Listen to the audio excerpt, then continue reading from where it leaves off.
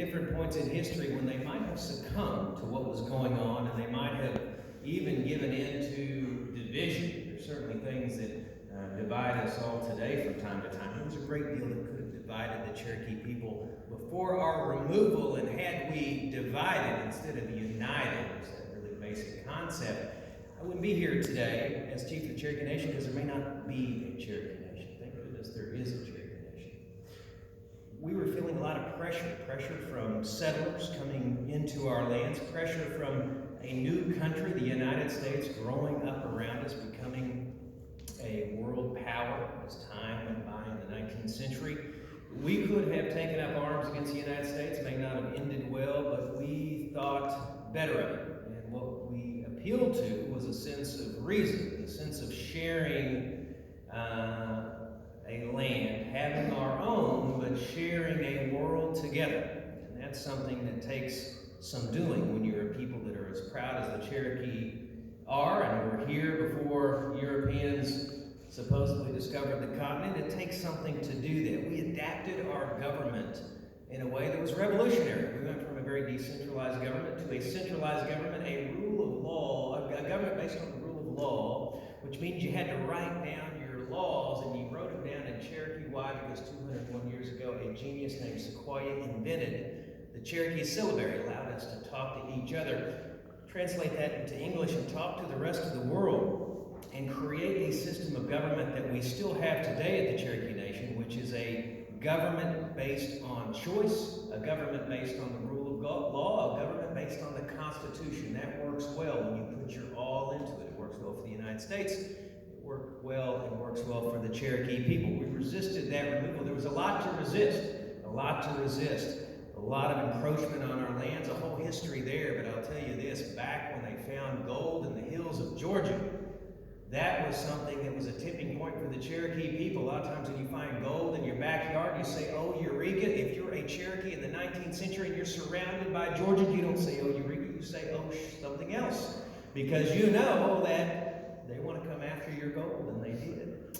So that was one of the pressure points, among other things, that had to do with our resources that eventually forcibly removed us. There's a whole amazing history that people ought to know in this country about our forced removal, the Indian Removal Act, the policies of Andrew Jackson, the sense that Indians were a problem to be solved, and you solved that problem not by working together, but in the 19th century the mindset was push them further west, push the problem away, maybe it will go away. That was the mindset of the 19th century. We come here and we regain our footing.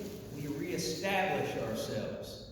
Now, I've skipped over so much. I've skipped over so much trauma, so much dispossession. I've skipped over the death of a quarter of our population, not because it doesn't matter.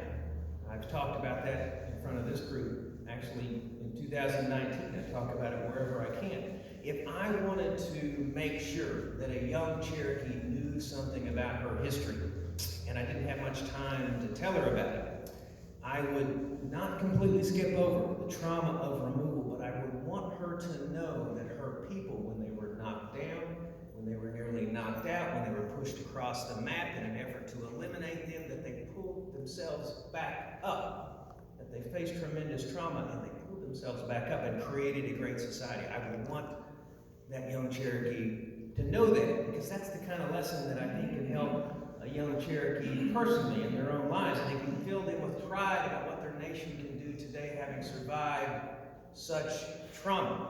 And that's what I want to share with you, is one of the lessons from Cherokee history is that our triumphs are bigger than the tragedies that were imposed upon us.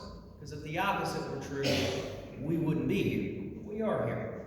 And that, I think, helps people maybe understand why we so aggressively, so passionately defend treaty rights, why the McGirt case, which restored recognition of our reservation, isn't just something that's meaningful today, it's meaningful for generations, and it validates the efforts of our ancestors for generations. That's why you see such passion out of tribal leaders like Dora Patskowski and others, myself included, when it comes to defending those treaty rights, because they were paid for by a great deal of blood and life and loss of treasure.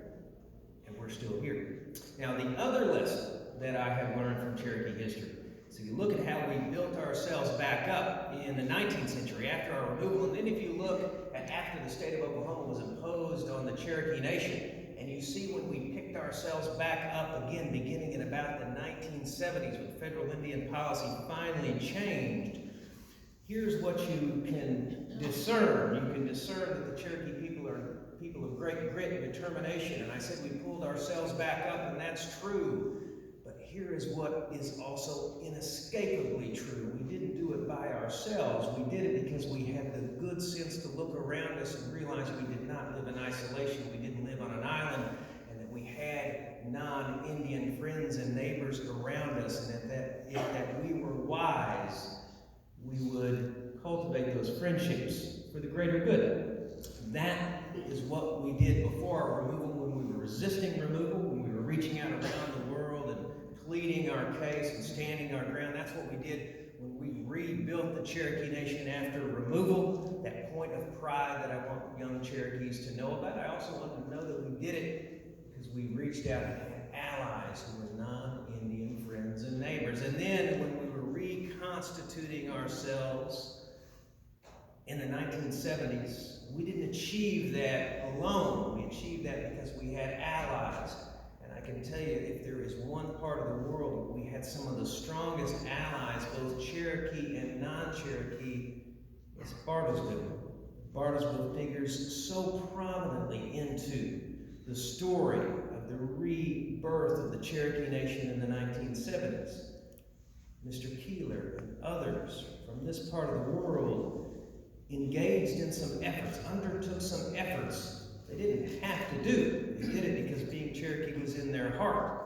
They wanted to see the Cherokee people, their brothers and sisters, be revived. And if they had not done that in this city, I wouldn't be here as chief of the Cherokee Nation. There may be a Cherokee Nation today, but for those efforts, but it might have been what we saw during most of the 20th century, which was a nation with a chief appointed by the President of the United States there to sign documents here and there, but not to build a great society. But because of the efforts of people like Mr. Keeler and others from this community, the Phillips family, I wouldn't be here, and we wouldn't be doing, I think, the great things that we're doing today.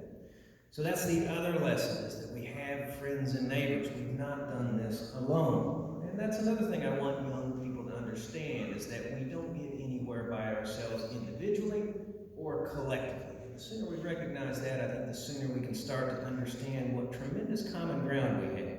That is a great lesson for right now, in the midst of some of the great difficulties between the Cherokee Nation and some leaders in Oklahoma. Those differences are stark, they ought to be discussed, and sometimes there is tension, and it's necessarily so. Sometimes there's conflict, and you go to court to resolve it, or you resort to politics to resolve it.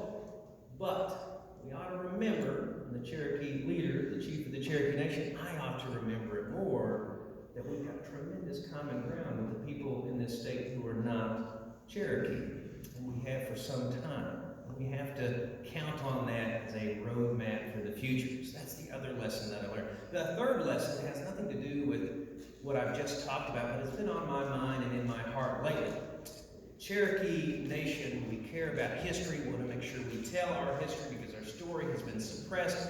It's been misstated. It's been lost in so many ways, and that as a result, let's be plain about it, of a larger, more dominant society trying to push out the Cherokee story. It's happened in this country, not just to us, but to other marginalized populations. But here's what else is true. We have our own history that at most times in the last 156 years, we've not wanted to talk about it. If we've talked about it, we've talked about it in a way that I think has been suppressive to the truth and suppressive to people, and that is our history of slavery before the Civil War. That is our history of the last 156 years of denying the civil rights of freedmen, descendants, who by treaty have the right to citizenship. Now in 2017, the federal judge said those freedmen descendants have full citizenship, and I'm proud of what we've done since then to embrace embrace not only the letter of the law, but the spirit of equality. It has made us, I promise you this, it's made Cherokee Nation a better nation. A bigger nation, yes, by population, a better nation for having taken off the albatross of just pushing away history and denying. People have denied our history. People have pushed our history away, and we knew it was wrong. It's wrong of us to do. So we're undertaking efforts again, not only to adhere to the letter of the law, but to embrace the spirit of the law, and to do more, to embrace Cherokee citizens of freedmen descent into the tribe. We've got an entire art and history project dedicated to that, capturing, recapturing this sense, this experience of what it meant to be a freed slave in Cherokee country, and what it means to be a descendant of freed slaves. I feel wonderful talking about it, and last week I talked to the United States Senate Committee on Indian Affairs, and I said essentially what I told each of you today. The other thing I would mention is this: treaty rights matter. At the heart of the McGirt case is whether the United States ought to keep its promise to the Cherokee Nation and the other tribes, whether a promise made ought to be a promise kept, whether what the Constitution says about Indian treaties being the supreme law of the land still matters in this country. That's what McGirt is about. Yes, there are challenges to work through, but that's what McGirt is about. And I say America's at its best when it keeps its promise, and it ought to keep its promise to Native peoples in treaties, and it ought to keep its promise to Cherokee people in our treaties. If I say that, and I mean that, I have to also mean this: the Treaty of 1866, our last treaty with the United States, the treaty that, if dismantled, if wiped away, wipes away our entire reservation, wipes away every right we have to exercise jurisdiction over the activities within our reservation, wipes away McGirt. If the Treaty of 1866 is gone, the Treaty of 1866 is what says freedmen and their descendants shall have all the rights of Native Cherokees. How can the chief of the Cherokee Nation go to the government of the United States and demand and insist upon the adherence to a treaty? How can I go to the United States and say a promise made ought to be a promise kept? How can I go to the United States and say treaties are the supreme law of the land and I expect you to abide by it, if I'm going to pick and choose which items in that treaty I feel like adhering to as leader of the Cherokee Nation? I can't do it, and I won't do it, and we did it for a while, and it was not working well. And that's the other reason that acknowledging freedmen rights is important. It's about treaty rights at the end of the day.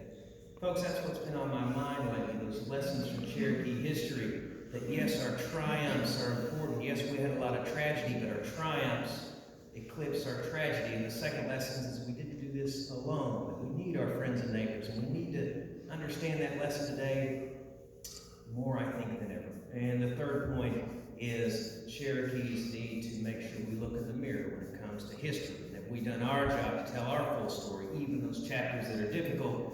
And if a promise made is a promise kept, doesn't it go both ways? All of that leads up to the fact that I think the Cherokee Nation is strong, and it's getting stronger every day. And I think it's because of all of that that we're strong and getting stronger every day. Think about what's going on here in Washington County.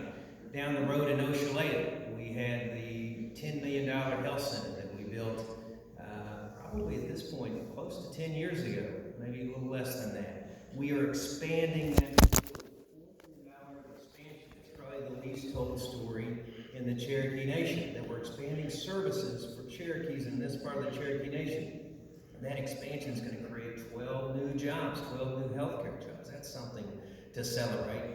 It always brings this to mind, though, is we've got to make sure we fill this added space with doctors and nurses and dentists and that sort of thing. That's our great challenge at the Cherokee Nation, is recruiting and retaining the best and brightest healthcare providers. But we've got to give them a place to work. And expanding the Oshaleta Clinic is something that Councilor Patskowski has championed. It's something she pressed us on, and we listened, and so we're doing it. And so that expansion will help Cherokees in this area. On the McGirt case, we could talk a whole day about McGirt, but one thing I want you to know is we are serious about meeting our obligation, and not just meeting the obligation, not just building an adequate criminal justice system, but building the best criminal justice system in the country.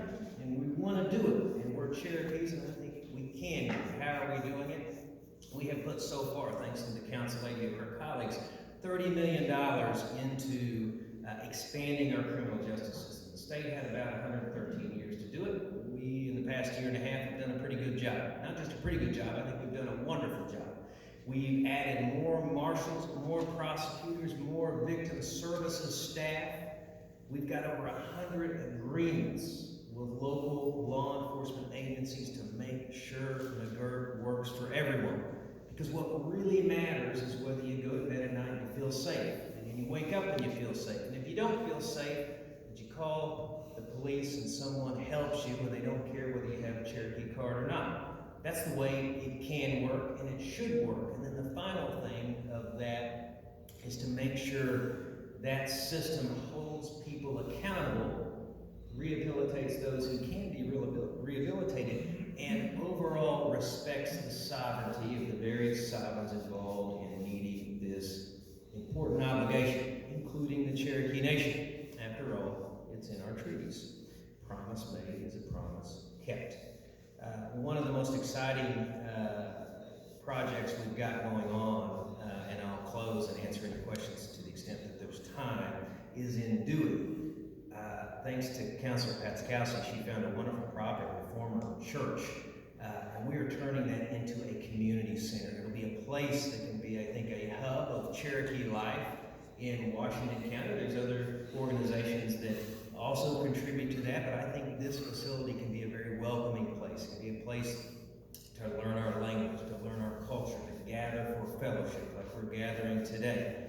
We can bring, I think, services that we provide from time to time on a temporary basis. Sometimes we go out in the field and make sure we sign our citizens up for this program or that, provide information through community meetings. We can do that in Dewey, I think, in a very impactful way, thanks to this facility. I mean, as we speak, we are upgrading that former church building, and people in this community will know where it is when they hear the address. We'll post that later on our website along with some updated pictures. But that's the sort of thing that I get excited about, because that means we're building up this Cherokee Nation from the grassroots up. It's the only way the Cherokee Nation's ever been built. It's the only way we will be built, and it's the way we'll build strength for the future. Folks, more than anything, I want to tell you thank you for having me back.